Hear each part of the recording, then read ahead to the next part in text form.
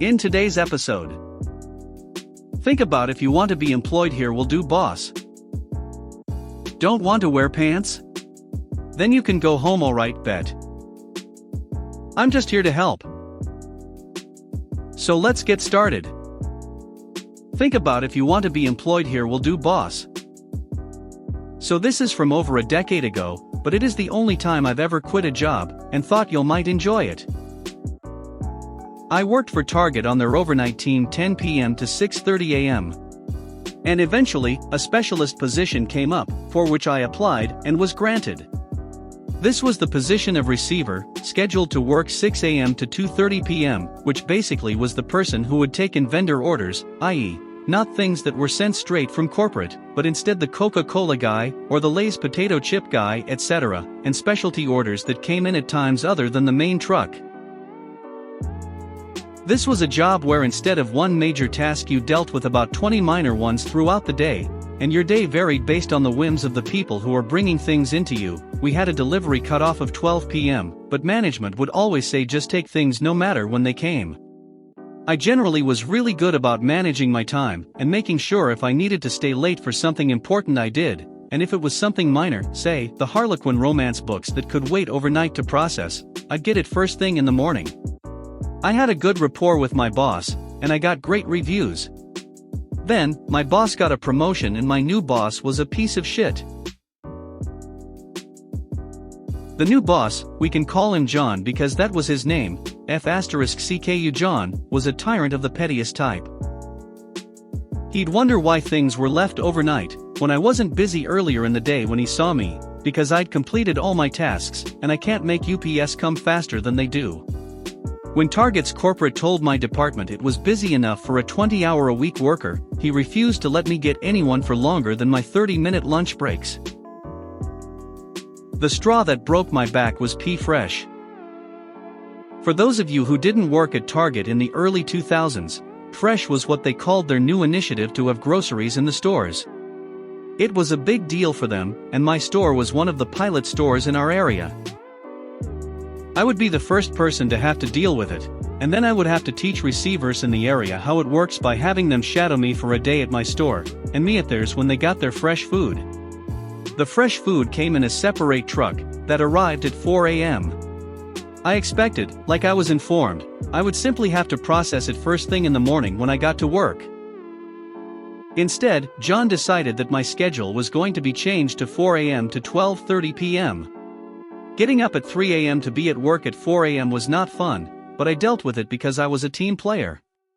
However, John still insisted I needed all of my work done by the time I left at 12:30 p.m., an impossibility when the cutoff for deliveries was 12 p.m.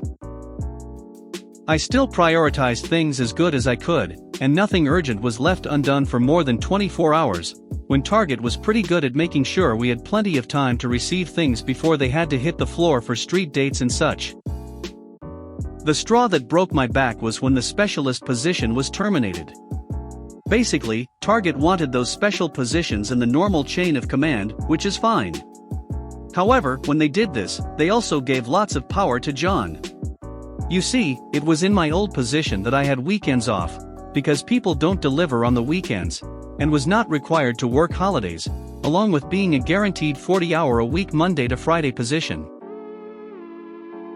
When this change came through, HR informed us that we had a week to decide whether we wanted the position, or if we wanted to go to another position in the company, or if we wanted severance. HR informed me that nothing would really be changing with my job, because it was still important, whereas other jobs like the jewelry counter weren't considered as important, and were being rolled in with other things. I was going to stay with the position until John brought me into the office later that day. He told me he was tired of my poor attitude involving getting things done, so he was changing my schedule to a split shift. Basically, he wanted me to come in from 4 to 5 a.m., then go home for an hour, then come back at 6 a.m. and work until 1:30 p.m. He also told me that any overtime would no longer be allowed, and that I'd have to start working one weekend a month and holidays. He also wrote me up for something that I did not do, but the person who covered my lunches did, under the guise of me not training them properly. His words were, "You need to think long and hard about how you are working, and think about if you want to be employed here in a month." I told him he was absolutely right. I told him I would be right back. I had to run to the restroom. Instead, I went to HR and told them I'm taking the severance, and as it was 12:25 p.m., I'm guessing this is my last day. I then got to go back to John and tell him what I just said. He told me that I had to come back next week to train my replacement. I walked out of that building happier than I had been in the last 3 years working there.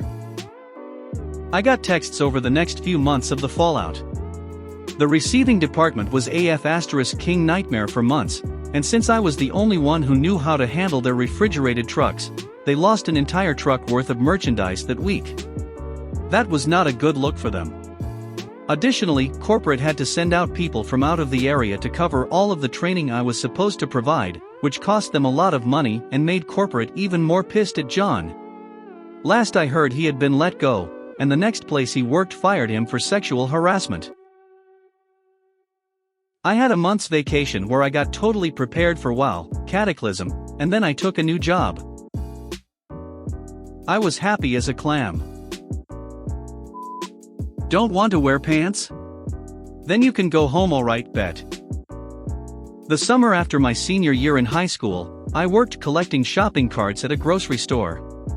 I lived on the coast, so it was hot as hell during the summers. It was one of those uppity grocery chains, so we had a pretty strict dress code: white long-sleeve dress shirt, tucked into khaki dress slacks. But because I worked outside a good portion of the day, management let me wear khaki shorts and a short-sleeve button-up. All was fine until towards the end of the summer, we got a new general manager who was much stricter on policy than the old one had been. When I came in for my first shift with the new manager, he called me into his office. This is, vaguely, how our conversation went, from what I can remember. "Manager, there have been some changes. Your uniform is clearly lacking in several areas, and I'll need you to correct it. We'll need you to go home and change into pants and the provided long-sleeve button-up."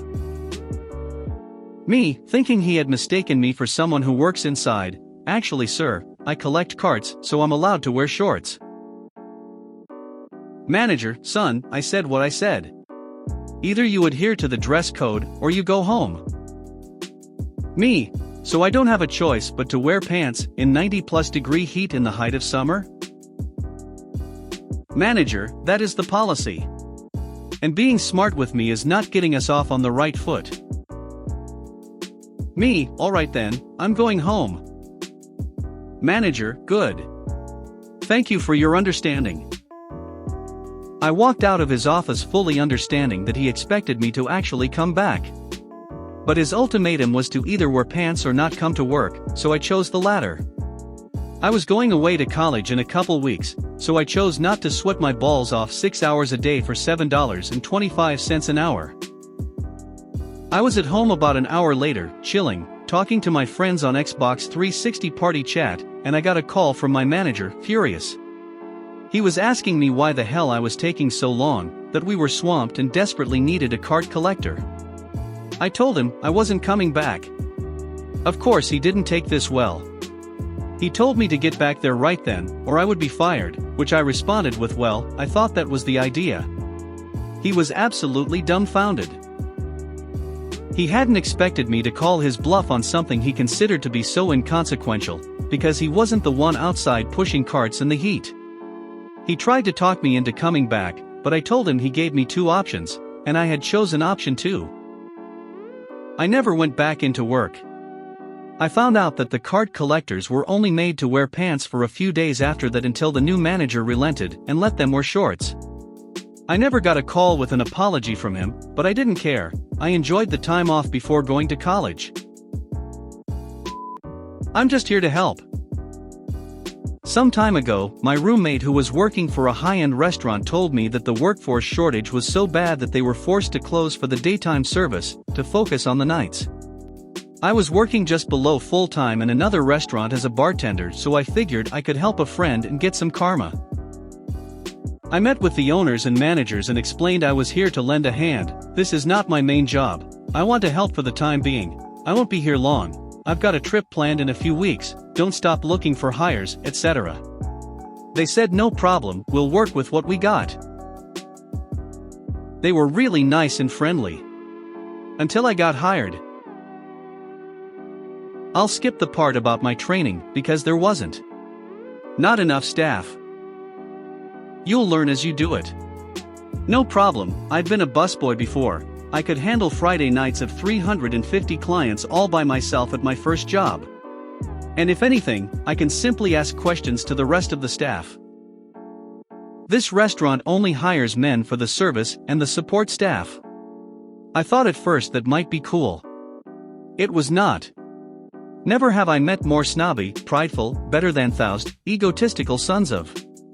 I've never been treated more like crap than those 6 weeks. I got yelled at for not bringing the correct frying pan. The correct one was wider by an inch, getting told to work faster, bringing multiple torpedoes up the stairs by a waiter who was actually waiting, arms crossed, chilling on the ramp. I got told stories of staff getting actual dishes thrown at them. The list goes on. During these weeks, I was working 6 to 7 days a week with both my jobs. The pay I was making with that side job wasn't even worth it, but I was still working hard, doing my best at every moment. I juggled shifts, took some whenever another employee needed it, and I could manage. I never came in late, never quit, never argued. I always responded with yes sirs, as it was the norm. But man, was that job taking a toll on me. Good thing my vacation was coming up.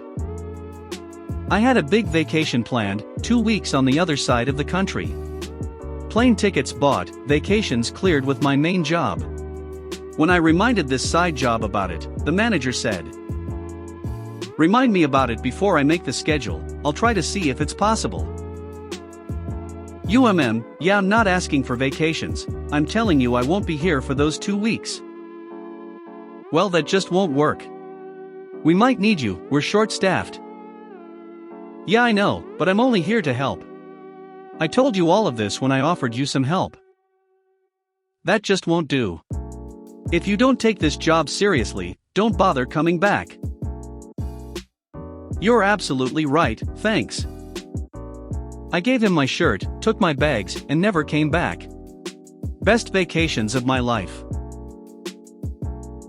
If you made it to the end of the video, thanks for watching. Don't forget to like, subscribe and share, and we will see you in the next video.